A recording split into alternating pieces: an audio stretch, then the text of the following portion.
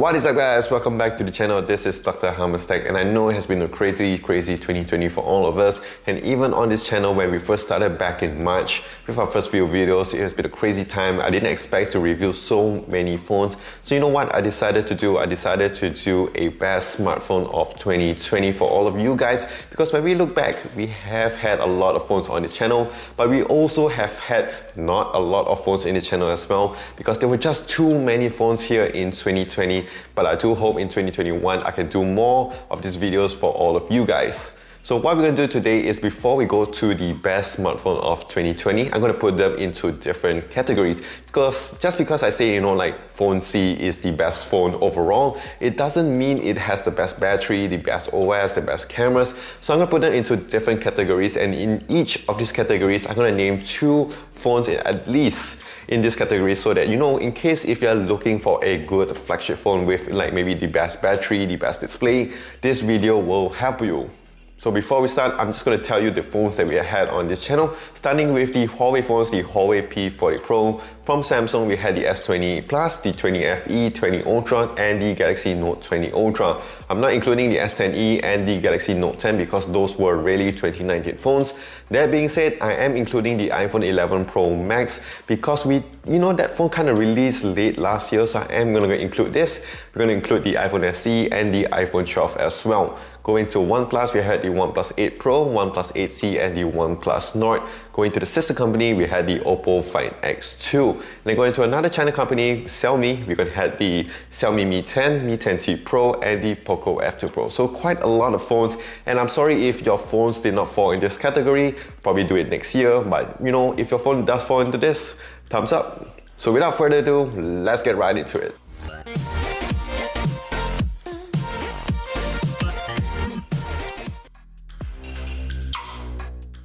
So in this category, I am giving the second place to the iPhone 12. This may be a bit surprising to you guys, but hear me out. I do like the overall premium design of the iPhone 12. It's pretty flat on all sides. On the back, it does have your normal glass, but on the front, it does have a ceramic shield which offers more protection to that glass on the front when you do drop it. And on the sides, you have your aluminium frame on the sides, which does have a boxy design. I really do like it. It's pretty refreshing seeing that many other phones are having more of a curved kind of edges on the sides, and it's pretty refreshing, like I said, to have that on the iPhone 12. That being said, the number one goes to the Galaxy Note 20 Ultra. This is an absolute beauty of a phone. I remember when I first got it, I was just admiring it so much. It does have that matte kind of mystic bronze color on the back, if you get that one, of course. The white and black was still alright, but I do like the mystic bronze. It has that curve on the sides as well, so it's easy to grip, easy to hold. And let's talk about that camera bump. Yes, it may be a little bit more offensive to you guys, but I do like that ring circles around the cameras. It does have that more premium feel to the phone. And yes, overall, this design and build is really, really good. For the best display, in second place, I am giving it to the OnePlus 8 Pro. Imagine this OLED screen, 120Hz up to Quad HD+. That is just insane, and that is what you're gonna get with the OnePlus 8 Pro. It also is very bright even under sunny conditions. Like here in Malaysia, it gets super bright and sunny. But on the OnePlus 8 Pro, you don't have to worry because you'll be able to watch your content, to read your messages, because it does have a very bright screen. And one feature I really do like on the 8 Pro is the video smoothing feature thanks to the MEMC chip. It does boost up your video you're watching up to 60Hz. Yes, it does feel a little bit weird and sometimes a bit awkward, but you know what? It does have that premium feature, and I do hope many other phones in the future, and especially in 2021, will adopt this. But that being said, the first place, I would give it to the Galaxy Note 20 Ultra again. Overall, this one is the best display there is out there, and that boxy design. It does feel like a mini TV in your hand, and it does have 6.9 inches, so it's really big. So watching a lot of shows over here, I really did enjoy it a lot. Next up here is the hardest category, the best camera of 2020 for me over here. And I know I may hurt a lot of feelings with this, but in second place, I'm going with the Huawei P40 Pro. Overall, if you're gonna take a lot of shots, you're gonna take a lot of still shots, a lot of night shots, the P40 Pro is the best in this. It does give you the most details, the most natural looking colors. Overall, if you're gonna just bring this out and you're gonna recommend this to a person that just wants a good camera, the Huawei P40 Pro is the best for me. But that being said, the number one I would give it to is the Galaxy Note 20 Ultra. Hear me out here. It does have a very good camera setup. The pictures from here does look a bit more saturated and more contrasted to give you a more dramatic feel. So taking photos over here and looking at the phone, I do like the shots taken by the Galaxy Note 20 Ultra. Also the video part of it was really good. They have the Ultra Stabilization mode, which I always do a lot in my videos because I think that's the most useful part of it when it comes to the camera and also comes to the videos. So I really do like the Galaxy Note 20 Ultra. It's more of a refinement of the Galaxy S20 Ultra. The autofocus issue has been fixed. The 100 times zoom, they of course reduced it to 50 times, which of course is still alright. Overall, I could say the Note 20 Ultra does have one of the best cameras in 2020. But between these two, again, it's very, kind of like just nitpicking. Both of these phones here will give you a very good set of cameras.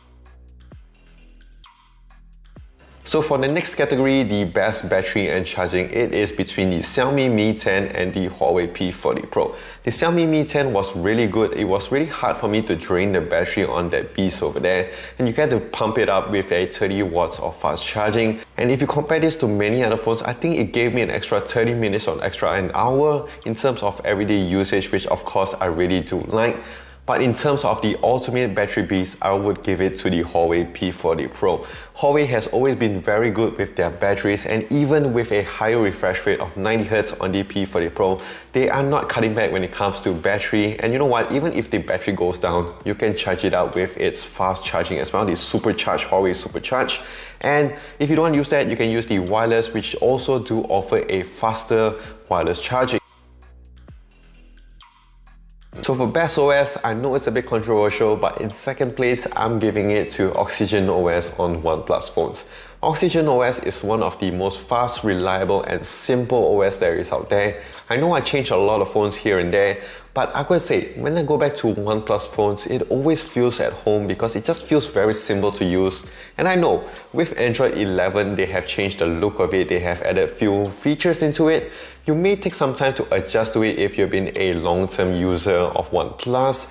But even for me personally, I do like the change. I feel like, it does give you a more fresher look. Some people may not like it because it doesn't feel OnePlus. But overall, I can say it still feels very simple to use. It's still very fast, even on the 8 Pro. And if you're buying an 8C or many other phones next year, it is one of the cleanest software there is out there. And like I said, I've seen many other people who change phones to the OnePlus, and it's always very easy to adapt to Oxygen OS.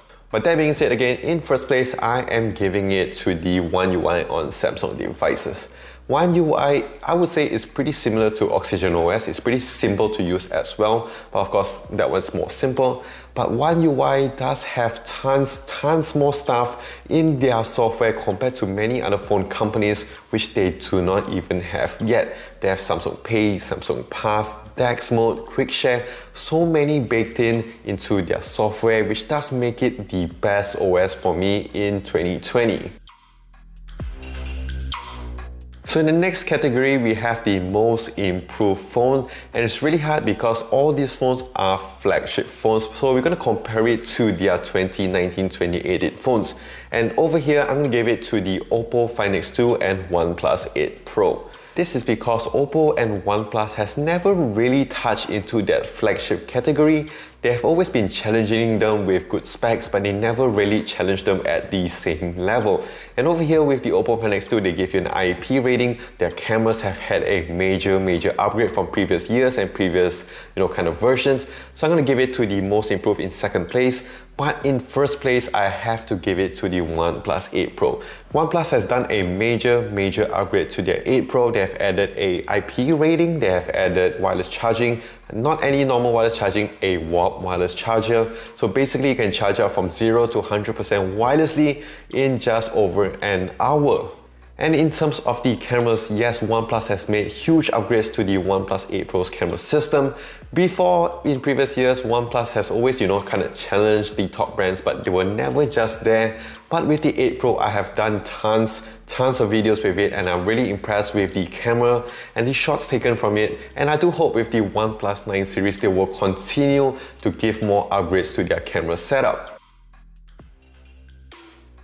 So next over here, we have the most disappointing phone. And this one is basically the phone that disappointed me the most.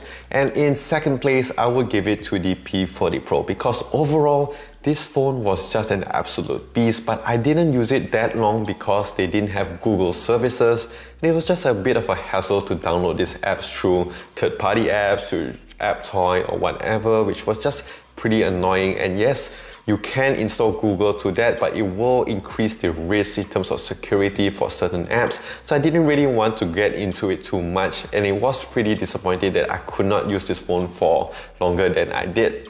But the most disappointing phone for me in 2020 goes to the Galaxy S20 Plus. You guys have seen my video about this, I've talked about it, I like the phone so much, the build, everything, it was just such a perfect phone, but Samsung kind of messed it up with the Exynos 990 this year. Yes, they did improve it with the Galaxy Note 20 series, but the damage was really quite severely done and it did affect a lot of their sales. So I'm gonna say the S20 Plus for me, the 20 Plus, the 20 Ultra was the most disappointing phone for me in 2020. So the next one over here is the best value phone in 2020 on this channel, and in second place I am giving it to the iPhone SE. There's nothing much to say about this phone. Basically it's an iPhone that is about $400, which is just insane. You have an A13 Bionic chip, you have a good camera setup on it, which I actually took a few photos and I do like it. You don't have your ultra wide or whatever, but it is a good phone, and if you want to get into the Apple ecosystem, I feel with the iPhone SE, that is just a very good value phone. It's very small, it's very handy to use, and I would say it's a very easy phone to recommend to a lot of iPhone users. But when we look at the Android side of things, the best value here is the Xiaomi Mi 10T Pro. This phone is an absolute beast. 144Hz of HD plus display, you got your Snapdragon 865, you got such a big screen, you got your fast charging, so much baked into this for just about $400 to $500 depending on where you're from. So I'm gonna say, in terms of value, this one beats the Poco F2 Pro when it was first launched. I thought the F2 Pro was already good, but when the Mi 10T Pro, that was just insane by Xiaomi, and I feel like if you're looking for a good phone but you don't want to spend too much, get the Xiaomi Mi 10T Pro. So finally, we have reached towards the end of this video, and in 2020 on this channel, Dr. Hamstack, the best smartphone is between the OnePlus 8 Pro and the Galaxy S20 FE. Both of these phones are very similar in specs. They have the Snapdragon 865, you had your 120Hz of display, OLED screen, wireless charging, IP rating, stereo speakers, so they are both very similar to each other. But in second place, I know it is a little bit surprising to you guys, but in second place, I'm giving it to the OnePlus 8 Pro. So before you click that dislike button and get away, hear me out a little bit. Overall, I feel with the OnePlus 8 Pro, it is the more complete phone. It does have a glass on the front and on the back. It does give you the extra premium feel. It does have a Quad HD display as well. So it is the more complete phone, I can't deny that. And you guys know, I have already started with the OnePlus 6 before I started this channel. So I've been a OnePlus user for a long time. But this year, when I got to use a lot of Samsung phones and a lot of devices, I can't help but love One UI, and over here on the S20 FE, it kind of finds the perfect balance. You guys know I love the S20 Plus, the Galaxy Note 20 Ultra, but with that Exynos chip, it was really kind of just very boring and just made the whole experience really bad. But over here on the S20 FE, you got your Snapdragon 865, which is basically what we always wanted from Samsung, and Samsung did redeem themselves with the S20 FE, which I do really like on this phone. You get your nice camera setup. I did a video with the S20 Ultra. The camera was as good, or maybe sometimes even a little bit better compared to the 20 Ultra. And yes, you got your nice HD plus, everything again on a phone like this. And overall, this for me on this channel is the best phone in 2020. So yes, I know I did disappoint a lot of you guys, so do leave a comment down below which phone you think is the best in 2020, and of course in each of this category I mentioned before, do leave a comment as well which you think is the best battery, the best display, best camera. Leave a comment down below and I will check it out. So if you did enjoy this video, do click that like and smash that subscribe button down below as we move into 2021 and I can do more videos for you guys. Also, do follow me on my social as well on Twitter, Instagram, Facebook, and also here on YouTube at Dr. Tech. So that is it. Merry Christmas, Happy New Year, Happy 2021. Let's hope for a better year next year. That is it. This is from Dr. Tech. Stay safe, take care, and wash those hands.